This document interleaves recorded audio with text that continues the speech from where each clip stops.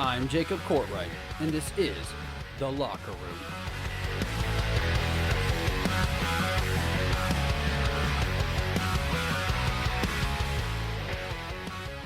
What's going on, everybody? Welcome into The Locker Room. Very excited to have you joining me today. If you are a Locker Room faithful, welcome back. If you are a new listener, welcome into the program. Very excited to have you joining me today. Before we can get started, you know the drill. Make sure you're following The Locker Room on our social medias. Why, you ask? So you can stay up to date on everything we have going on. You can join in and watch and listen to exclusive content, and you can play games, win cash prizes. So much is going on at TLR Podcast 615. That is TLR Podcast 615.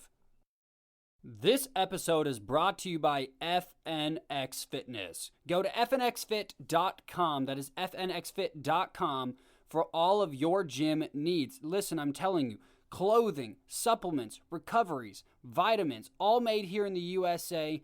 FNX Fitness can hook you up today. My FNX products have helped me change my life and lose over 22 pounds, and they can start doing the same for you. Use your promo code TLRHOST, that is TLRHOST, all capitalized, for 15% off your first order.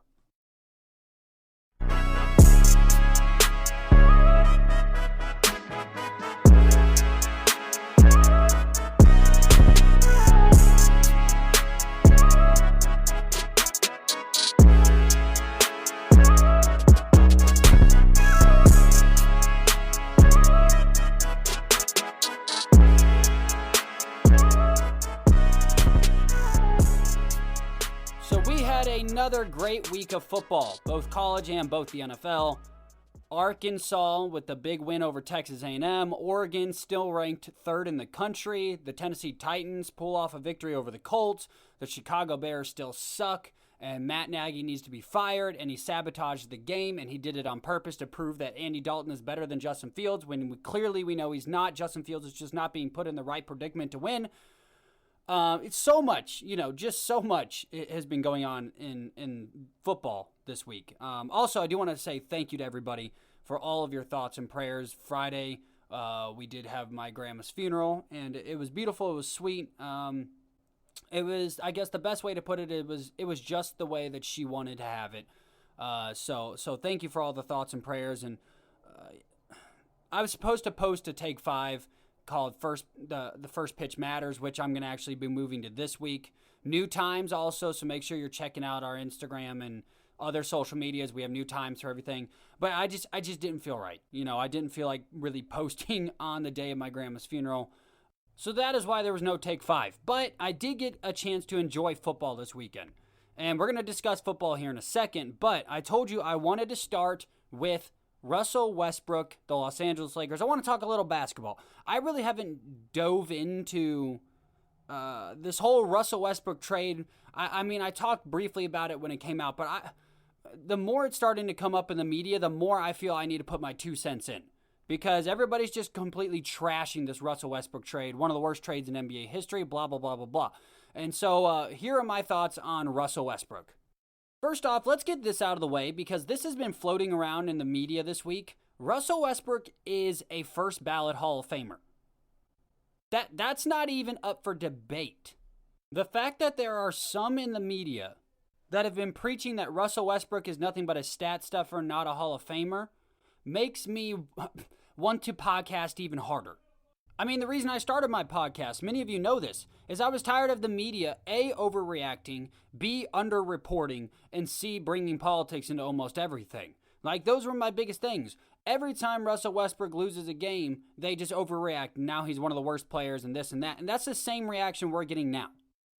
The fact that a future first ballot Hall of Famer averaged a triple-double for 3 straight seasons is now with LeBron James and Anthony Davis should mean a whole lot more than it does right now.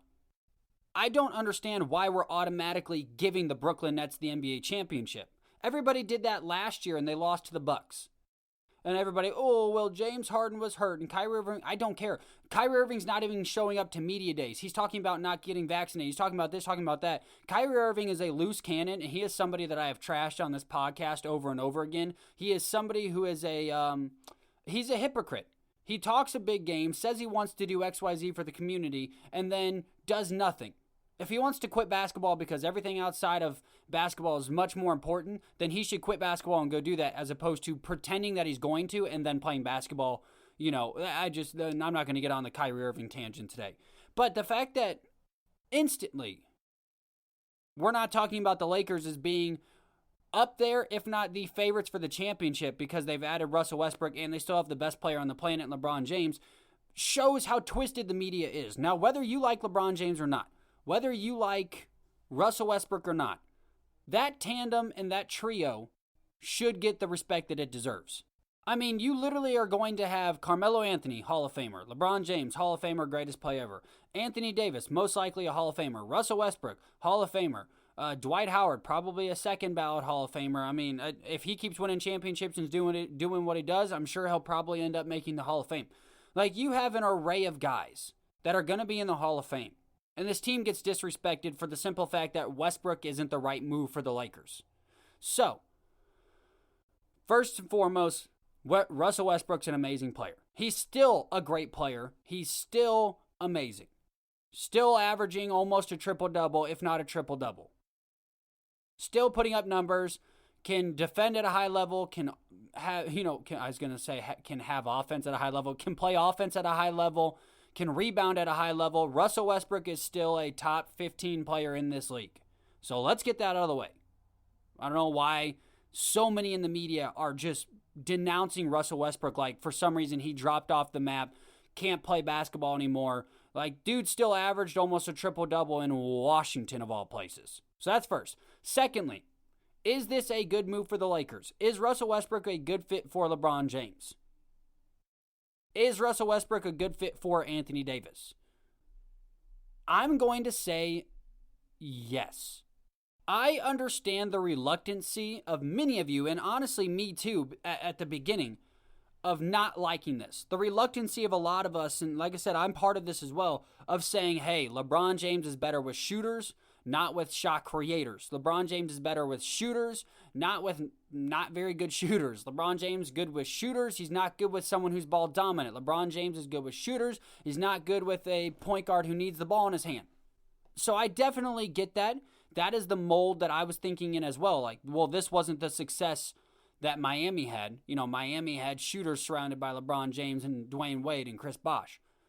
I mean, think about Shane Battier, Ray Allen. I mean, you had Mike Miller. You had guys that could knock down the rock. James Jones. When LeBron was winning in Cleveland with Kyrie Irving, he had a dynamic point guard. He had Kevin Love, but he also had shooters surrounding him. LeBron James has always been at his best when he can be LeBron James, drive, kick, find open shooters. The problem is that's not the same LeBron James that needs to win in LA. You see, the interesting thing about the Los Angeles Lakers when they won in the NBA bubble, LeBron James had very good games, had some great games. Of course, that final game against Denver, he was incredible, the closing out game. Like, LeBron James had very, very good to great moments, but Anthony Davis was very strong. Rajon Rondo was very strong. He had a lot of pieces step up, and now LeBron James is slowly becoming, I'm not going to say Magic Johnson because he really doesn't dominate the point guard position like a lot of people thought that he would. He's just becoming a seasoned veteran. And it breaks my heart to say, but I mean, this is something that Jordan really never understood. And this isn't about LeBron versus Jordan, but when Jordan went to the Wizards, Jordan was still trying to be Jordan. Jordan never evolved his game. Jordan was arguably the greatest player of all time until LeBron James, I think, eclipsed him back somewhere around 2014. Maybe the 2013. That's just my personal opinion. Or in a lot of people's eyes, Michael Jordan's still the greatest of all time. But Jordan's longevity, now granted he did have some personal things and took some time off, but his longevity could have gone even further when he was with the Wizards if he had evolved his game. Jordan wasn't necessarily the greatest passer of the basketball. He was good. He wasn't necessarily the greatest shooter. He was good. Jordan's athleticism dominated a lot of that era. And so what LeBron James has done so brilliantly, and this is why I honestly think he's the greatest player of all time, he's adapted to the situations. He's adapted to the times. He's adapted to the age. In the middle of LeBron James's career, the three-point shot due to Steph Curry became the most important play in basketball. It used to be big men and rebounding and mid-range. Now it's three-point shooting. And guess what? LeBron James adapted to the three-point shooting, a 35% three-point shooter. Not that that's great, but LeBron James can still shoot the three. No longer can LeBron James just drive to the lane every single play. Now he does it in spurts. He's adapted so beautifully. He drives when he needs to. He drives and kicks when he needs to. He shoots kind of throughout the game just to keep the defense honest. So here's why I think Russell Westbrook is good. I tell you all of that to tell you this. This is why Russell Westbrook works more than a Bradley Beal, more than name another shooter, Klay Thompson. Because Russell Westbrook doesn't need LeBron James to score. Russell Westbrook doesn't need LeBron James to rebound. Russell Westbrook doesn't need LeBron James to help him play defense. Russell Westbrook doesn't need LeBron James to have him find open people. Russ can finally do all of that himself.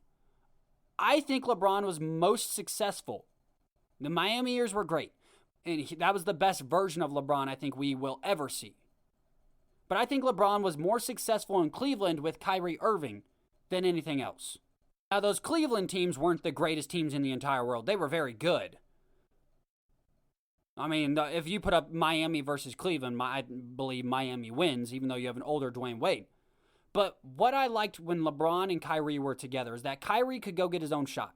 Kyrie Irving wasn't dependent on LeBron James driving and kicking to him every single play. Kyrie Irving wasn't dependent on LeBron James grabbing the rebound and having to outlet it to him. Kyrie Irving was an independent, great scorer. Russell Westbrook is an independent, great scorer. Especially now more than ever, LeBron James needs more rest during the games than he needs reps during the game. Playoff LeBron's a whole lot different. Guess what? If the Brooklyn Nets versus the Los Angeles Lakers are the matchup and LeBron needs to be driving every play, that's what you do. You put on your big boy pants, you buckle up those old knees, and you go out there and you play basketball. You do what you have to do in the playoffs.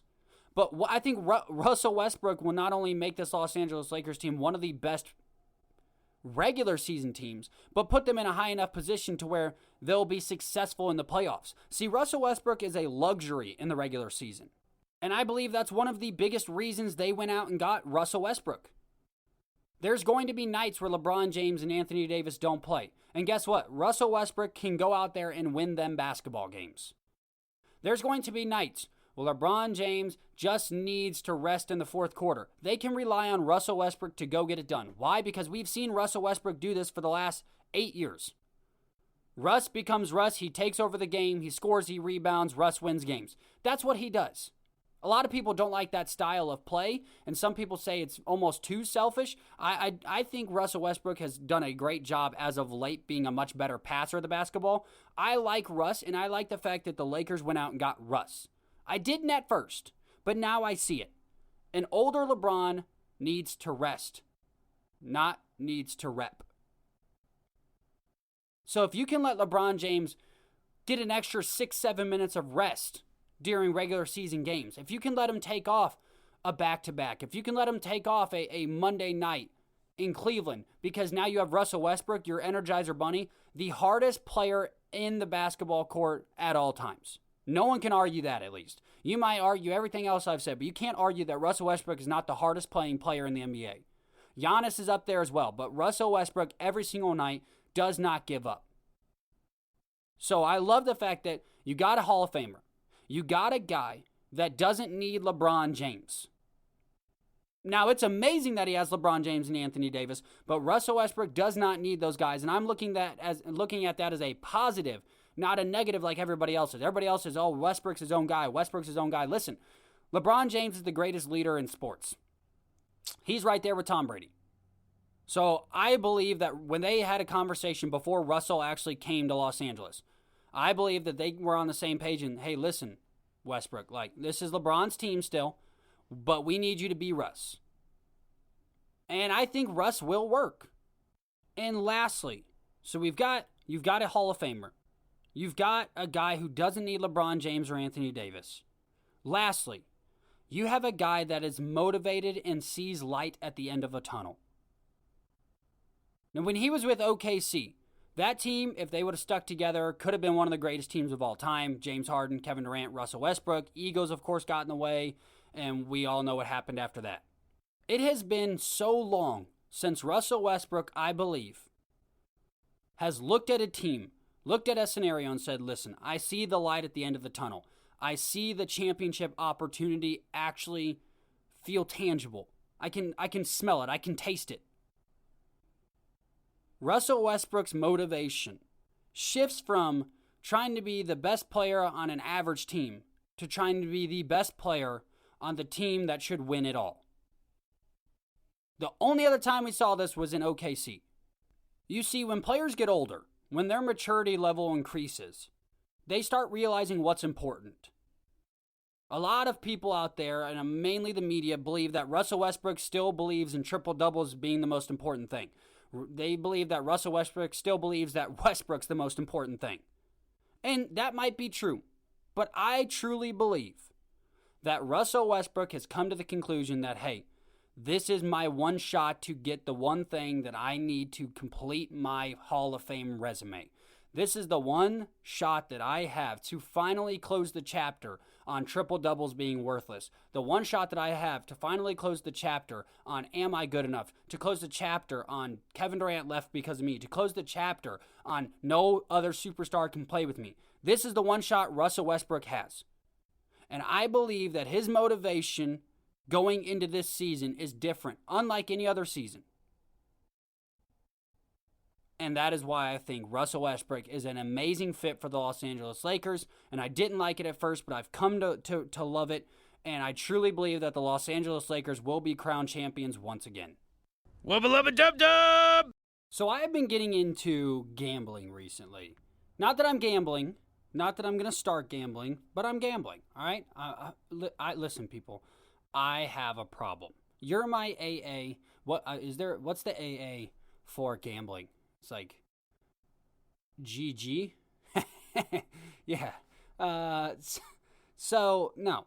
Listen, I've been intrigued recently by gambling in sports.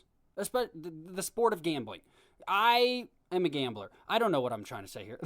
I want to talk about sports gambling. It's not legal in every state, and that intrigued me.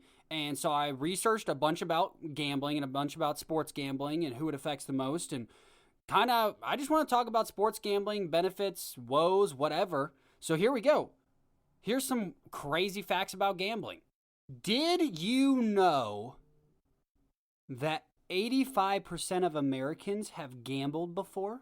You don't say. I do say. And did you know do you know who told me that? Google. Google told me that you all are a bunch of sinners and you need to stop gambling. All right, I will admit, 85% seems like a lot, right? With the amount of poor people we have in America, it's not making fun of the poor. It's just stating a fact. There's a lot of poor people out there. How have 85% of Americans gambled? I mean, it's crazy. 85% of Americans have gambled. Only 3% of that 85% have what could be classified as a gambling problem. It's nice to know that I'm part of such a selective group. You know, I feel it's such a tight-knit community, just the 3%ers, all of us in our addiction. It's quite awesome. But that's crazy. I would have thought it would be a much higher ratio of gamblers to addicts.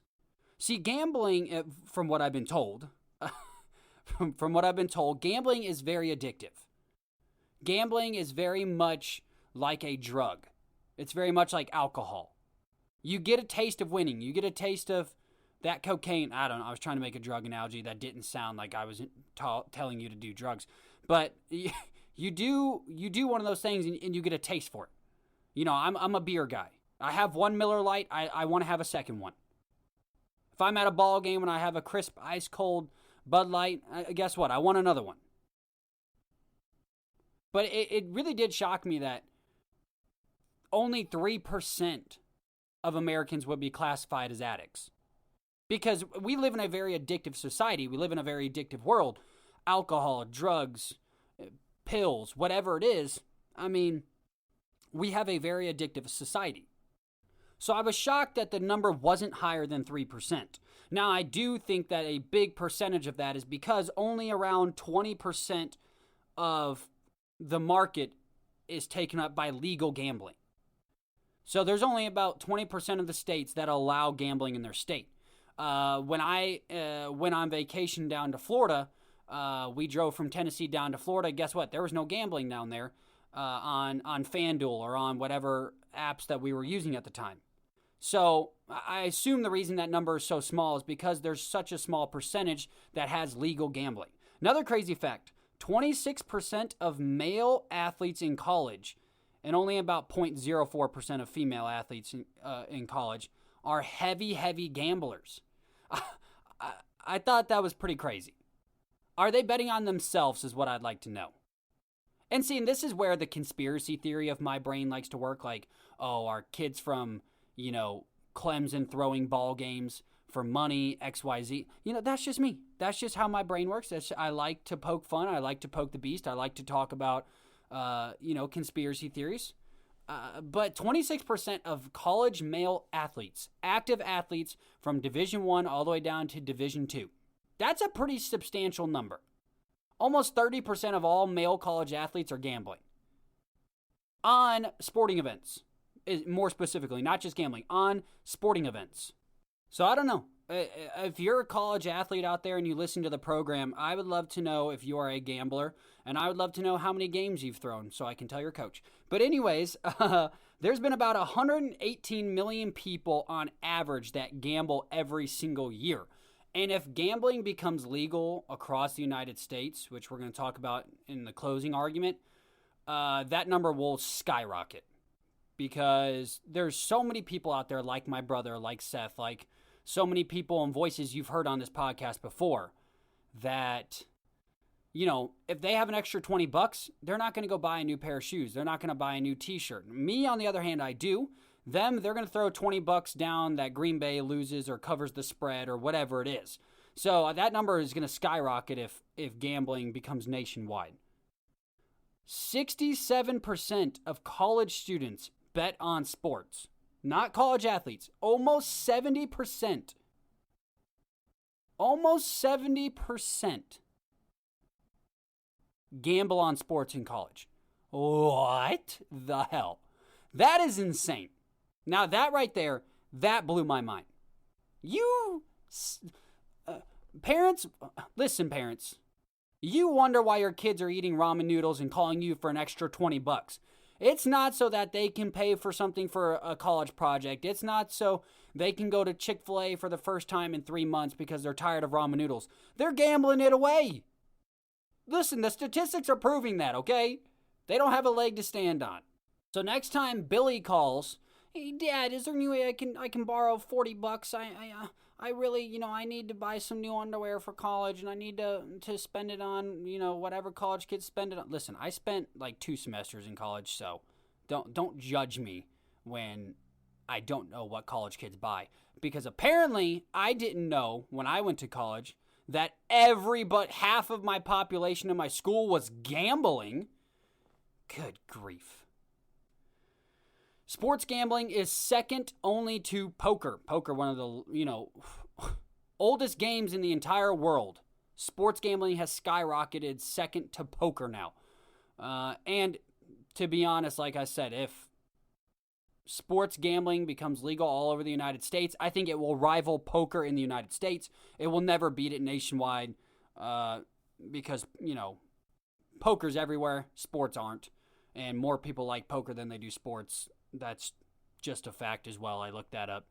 Poker has a bigger following, But if sports gambling becomes legal across the entire United States, I do believe it will rival poker, maybe even take over poker, because a lot more people are going to bet on sports in the United States than they are going to go play poker.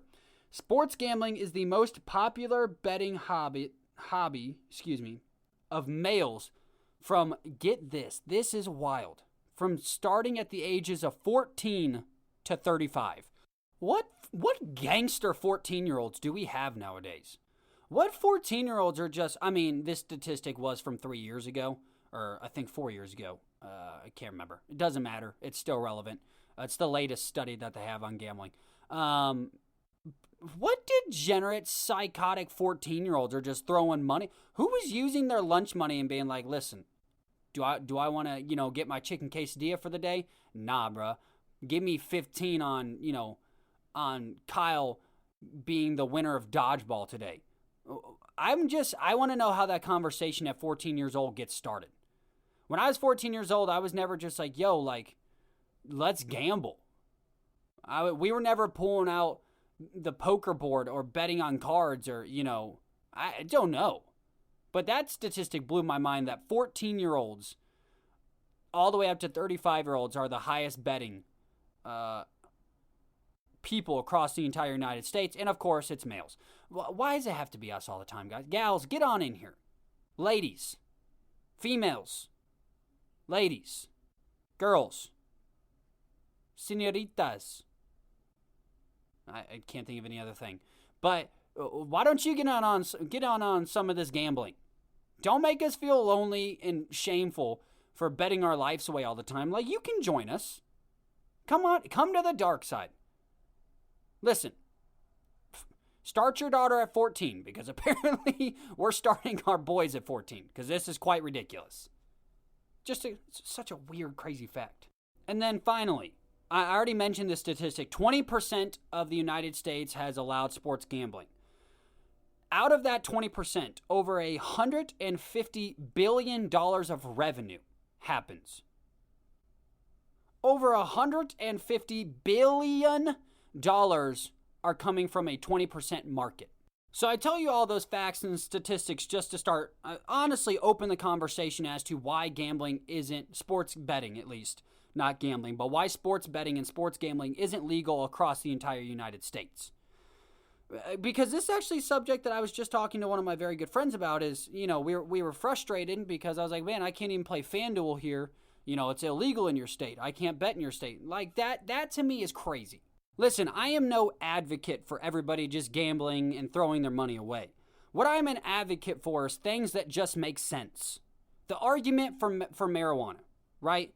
I'm not advocating for marijuana. I don't smoke marijuana. I'm good. You keep your leaves.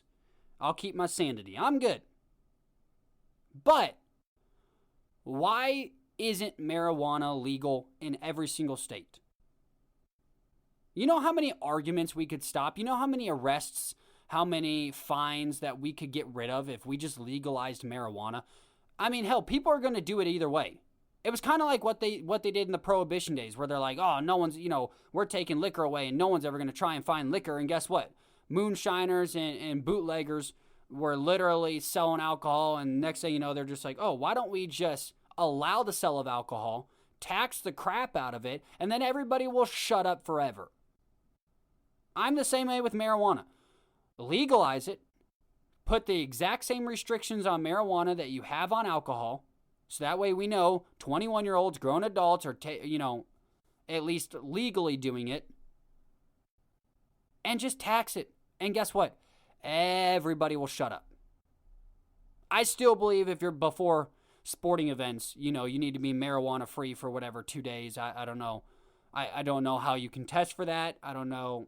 Because I know that it's detectable up into your system or hair follicles for a certain amount of time. So I don't know if they could regulate that. Or athletes, I would say probably clean for the entire times that they're playing.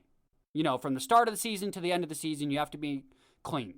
And the only reason I bring up athletes having to stay clean is marijuana does affect emotions, does affect nerves. And I think the biggest effect that it is going to have is on the UFC, is on the fight game. If these guys are getting high hours before a fight or getting high an hour before the fight or whatever, now that fighter's not going in there with the same clear mindset, not going in there with the same feelings that he would have getting kicked in the legs or hit in the head. And that's dangerous, especially in a sport where you could put yourself in a dangerous situation. We've seen people be paralyzed in the UFC octagon. So I do think that's, when it comes to marijuana, that these athletes should have to still abide by a drug rule. I don't know what that drug rule might be. I don't know if, I don't know how long it can affect in your system. I genuinely just didn't look at the numbers. But this isn't about marijuana. This is about gambling. But anyways, like I'm saying, I feel like marijuana and alcohol and gambling should all have the same criteria. 21, be an adult, you can use it or you can take part in it as long as you're able and it's legal. I'm fine with that. Sports gambling should be the same thing. Across the board. Legalize it in every state. There's no reason to not have gambling in every state.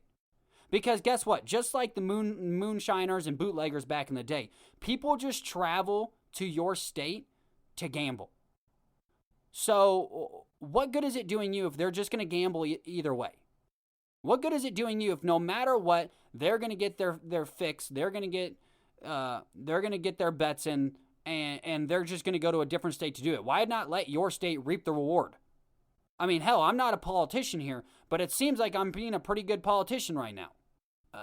Don't anybody put my name down because I'm honestly too lazy to run, in my humble opinion. But, I mean, it just seems so sensible. Why sports gambling is not legal across the board? The revenue would be outrageous. It would be right there with poker, if not eclipse poker in the United States. One of the oldest card games in the entire history of the world would be eclipsed by sports betting in the United States. Now, I do think the crazy part is all these college athletes betting. So if you're a college athlete, I'm not going to lie, there should be some sort of regulation when it comes to that. You should only be allowed to bet on, I don't know, sports that you're not a part of. Because then you can get into some shady business and, don't need anybody fixing Oregon Ducks games in the near future. I'm sure Tennessee fans would love for somebody to fix their games because Tennessee sucks. Sorry, I had to give a shot into there to all of my Tennessee listeners. Tennessee sucks. The last time you guys played Oregon, you lost 54-0. Anyways, but I mean, I was just looking at sports gambling just because I was intrigued. Listen, I've taken part in sports gambling. It's fun. It definitely makes you pay attention to the games that you would never pay attention to.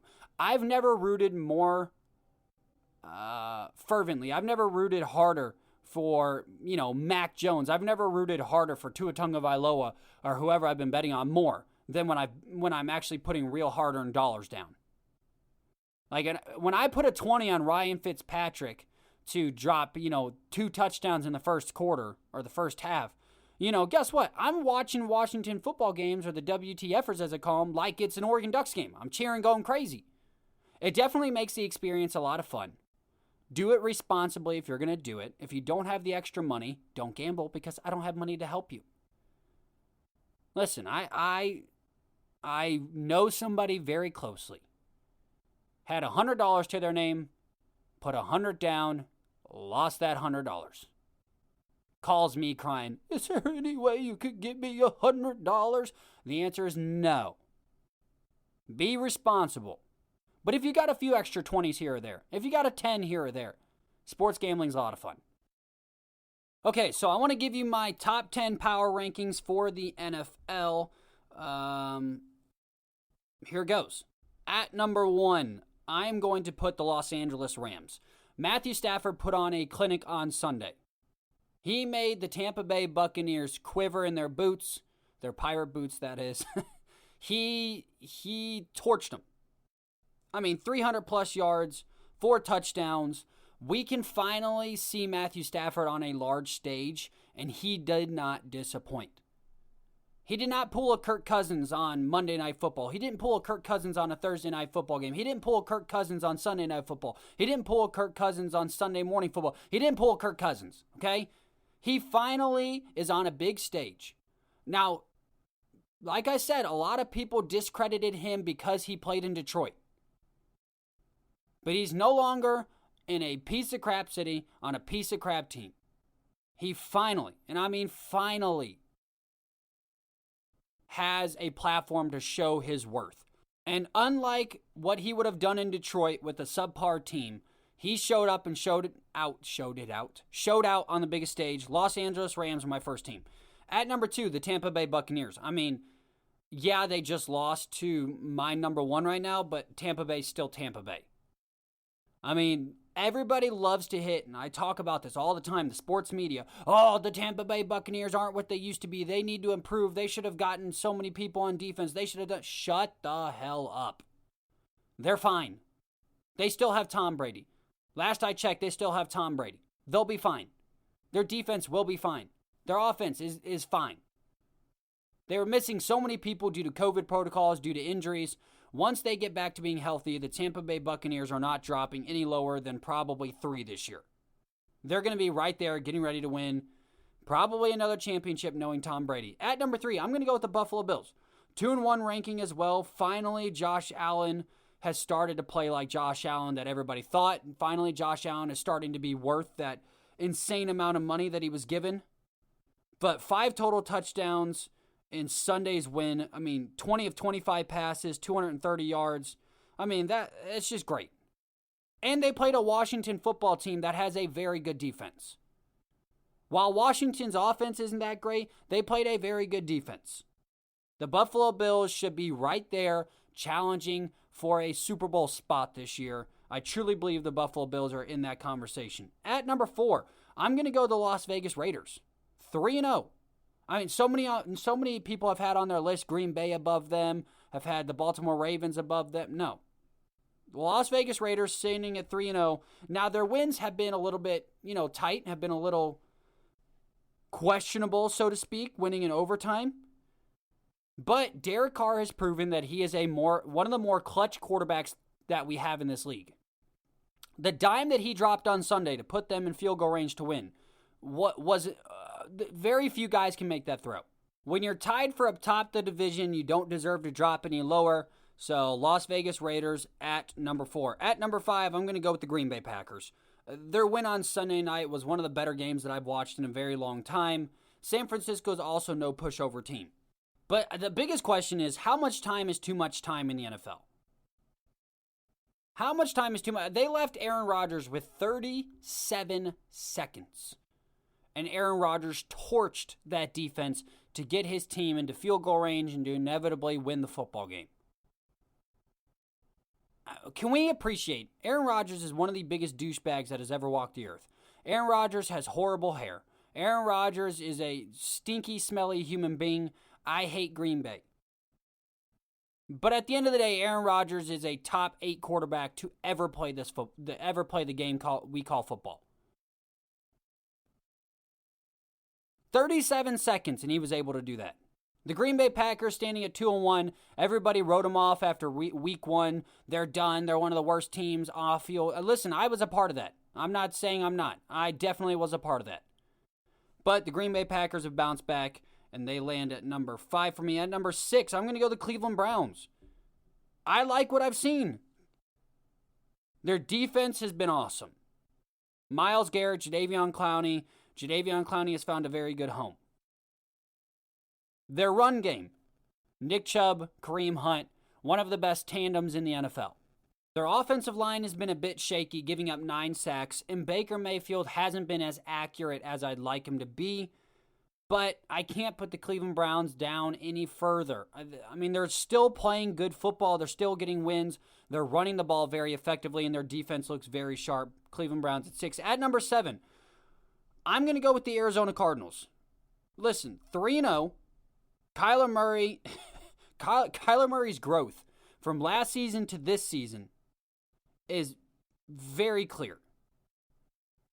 He finally has made the steps that he needed to, and that is be able to stand in a pocket and deliver an accurate football, be able to scramble outside the pocket and deliver an accurate football. What he did in his first year was scramble outside the pocket. I guess I have to use my little legs and run as fast as I can. Now he's looking to extend plays. He's looking to make plays. We saw in the Titans opening game, scramble, juke, come back behind the line, and just launch a ball downfield to DeAndre Hopkins. He's putting up MVP numbers to start off this year. Right now, Kyler Murray is playing like the best dual-threat quarterback in football. He's thrown for 7 touchdowns. He's rushed for a touchdown in every single one of his games thus far. The Arizona Cardinals at number 7. At number 8, the Baltimore Ravens. Lamar Jackson has been super bad to start this year. Lamar Jackson has just been playing sloppy with the football. I think he has 5. Let me look at my note. Yeah, 5 turnovers. 3 of those being interceptions, 2 of those being fumbles. In the first 3 games. But at the end of the day, Lamar Jackson is still winning football games, so it's hard to put the Baltimore Ravens down any further. They were able to upset Patrick Mahomes. And listen, the Kansas City Chiefs have not popped up on my list yet for a very simple reason, that the Kansas City Chiefs do not look good right now. So I can't put all the weight into the fact that he beat Patrick Mahomes, but that was a very big mental hurdle that he finally conquered. Sunday was a tough win against the Lions. NFL record with a 66-yard field goal to end up winning the football game. Baltimore has a lot of work to do, but right now they sit at number 8 on my list. At number 9, the Los Angeles Chargers. Justin Herbert has been amazing. Sunday versus the Chiefs, what was he? 26 of 38, 281 yards and 4 touchdowns with 0 turnovers against that team. Justin Herbert proved on Sunday that he is a top 10 quarterback in the NFL. He did. I'm sorry. We're going to do a top 10 quarterback list coming up here in the next few weeks, but he is a top 10 quarterback in the NFL right now. He's got the Chargers to a 2-1 record. It's honestly, Justin Herbert was the missing factor. Their offensive line's playing good, their running backs are playing decent, but Justin Herbert's just delivering an accurate football, putting his team in a good position to be successful. At number 10, I'm going to go Kansas City Chiefs. The Chiefs' record really doesn't tell the entire story. They've had a bunch of uncharacteristic turnovers, much like the Baltimore Ravens. They've had a lot of uncharacteristic turnovers from Patrick Mahomes. The offensive line is seeming to be a lot better than it was last year, so that's good for Patrick. He's had a lot more time to deliver an accurate football. Defensively, they're atrocious. One of the worst pass defenses in the NFL.